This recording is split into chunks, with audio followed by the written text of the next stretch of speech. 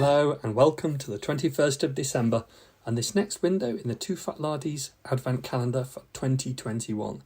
If, like me, you're looking forward to a Christmas holiday which is full not only with good cheer and food and drink, but also the company of our great wargaming friends and possibly a game or two, then this next window is definitely for you because we have Nick talking about the inspiration that he draws from the Lard community.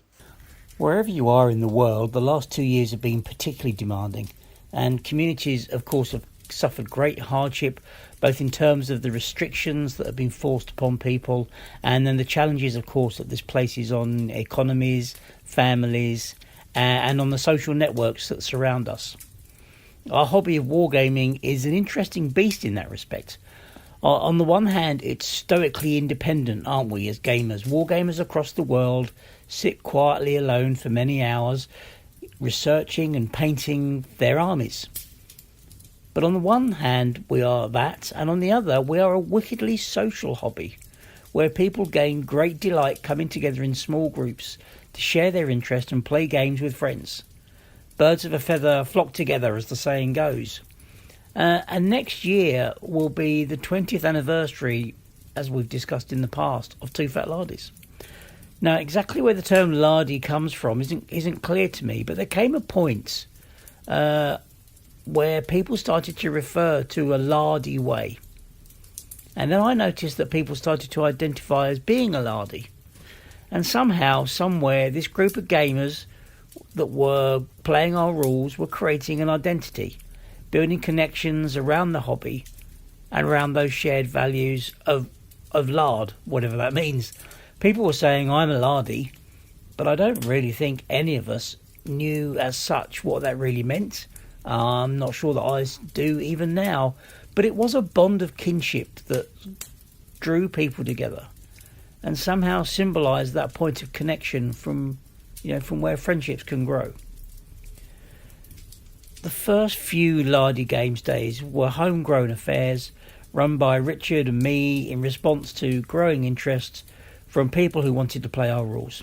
I'm not entirely sure when the first Games Day organised by someone else was held, but I suspect it spawned out of a growing online community that was initially at least centred around a lively Yahoo discussion group. The internet has proved an amazing platform connecting people with shared interests across the world. I remember when we first started out that it felt an amazing thing to be exchanging emails and forum messages with people who were playing our games in Arizona, in Austria and Australia.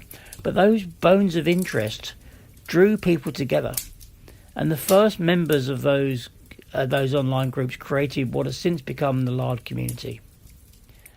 Nowadays, of course, there are a great many Lard events, online and in person, which allows that community to come together. It's not just possible to attend every event, however. But whenever I do, there's always a moment when I look around the room and get that tingle down my spine of what's around me. And the games, the energy, the passion and the friendships that have been extended over those years has just been astounding. The internet, of course, allows gamers to span time zones, and there's no doubt that during periods of lockdown, those of us who are able to do so quickly embrace the internet as a gaming platform and as a lifeline as well to the social connection that we were otherwise not allowed to have due to the COVID restrictions. So from discussion groups, Discord chats, WhatsApp groups, even Oddcast, podcasts and YouTubes, there's some network of connection that will work for you as a gamer. These networks have become the veins through which our hobby is kept alive in these times. And these have been not only places of inspiration for games, with people sharing scenarios, ideas, and their painting successes, but a real and inclusive network that offers well-being support, but without calling it that. Many games groups I know have created paint and chat sessions, for instance, where they're moving the social connection part of the hobby away from the war games table itself and back into that space where we previously occupied our hermit-like existence of sitting and painting. I know that these conversations inspire and motivate many people to get a healthy wargaming injection on a regular basis if you can't get the time to game, or if you're not allowed the time to game. Then connecting and chatting to people from across the world on your WhatsApp group or on a paint and chat group using a Zoom call shares a really healthy interest, doesn't it? It keeps the hobby alive.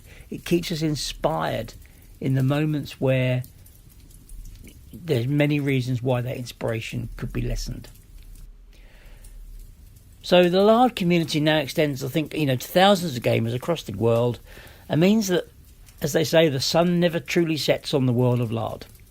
Contributions for this year's Lard magazine, for instance, which will be out before Christmas, has been astonishing. This year's mag will be the biggest magazine ever, or at least since the previous one, which was also the biggest at the time it was put together. So the community goes from strength to strength. People have ideas and they want to share them. Lard magazine gives a great opportunity to share your scenarios with each other. And I find that hugely inspirational. Gathering that material together, receiving those ideas for campaigns and scenarios. The great thing about having so many active gamers just a mouse click away is that inspiration is never more than a heartbeat away. I know that whenever I am, wherever I am, I can check my WhatsApp, I can check my Facebook, I can check my Twitter feed, and within moments an inspirational post from someone, perhaps a painted figure or unpainted figures even, some maps, some game photos, some links to interesting blog posts, etc. They will be there. And what the Lard community gives us particularly is a hive mind that places a massive database of expertise at our fingertips when we're seeking ideas. It's somewhere to look to when your wargaming mojo seems to have dried up. And there's another attribute of the online community that I've seen around Lard, and I suspect the wider gaming hobby, that I find hugely inspirational. And that is its emphasis on care. I remember a few years ago when our dear friends Neil Shook and Mike Hobbs raised awareness on the Meeples and Miniatures podcast about mental well-being in the hobby, talking about their own challenges and how the hobby had helped them in some dark hours. And now I see our gaming community filling a crucial role in maintaining the well-being of people within it. I often notice listening ears and helping hands across the community.